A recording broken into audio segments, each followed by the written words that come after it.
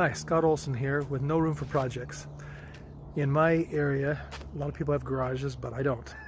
I have a driveway and I don't have any place to set up, especially in the wintertime. But what I've come up with is a pretty easy way that you can set up something if you've got a driveway. As you can see, what I've done is taken some OSB board and put it on top of some inexpensive sawhorses. It's a little over 1/2 inch OSB. I thought they were 3/4 inch, but it's 19/32.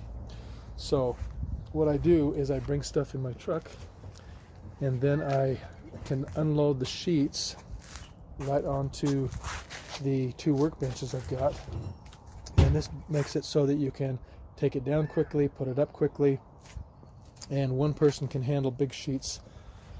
The one thing I've found is that this board will start bending in the middle down here.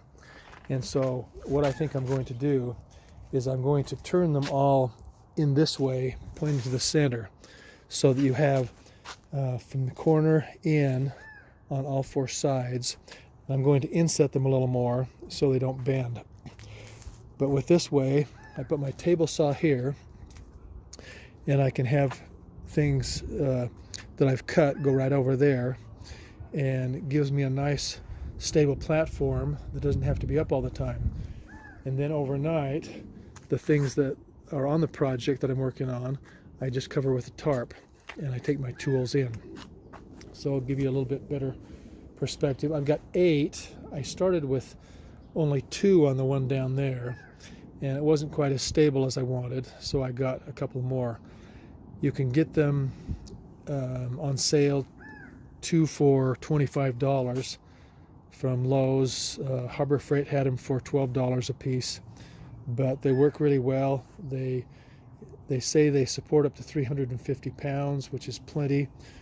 I've got some big sheets of melamine in the truck here, and they hold up well on here. One of the things that made a real difference was building up a platform of wood, or melamine in this case, so that when I had something I was cutting on the saw, I could slide it and it would go straight along the built-up platform of wood, so that it wasn't coming down so fast. So what would happen before, when it wasn't built up, is it would go over like this, and when it bent down, the back would lift up and come off the saw blade, and I wasn't getting a straight cut all the way through.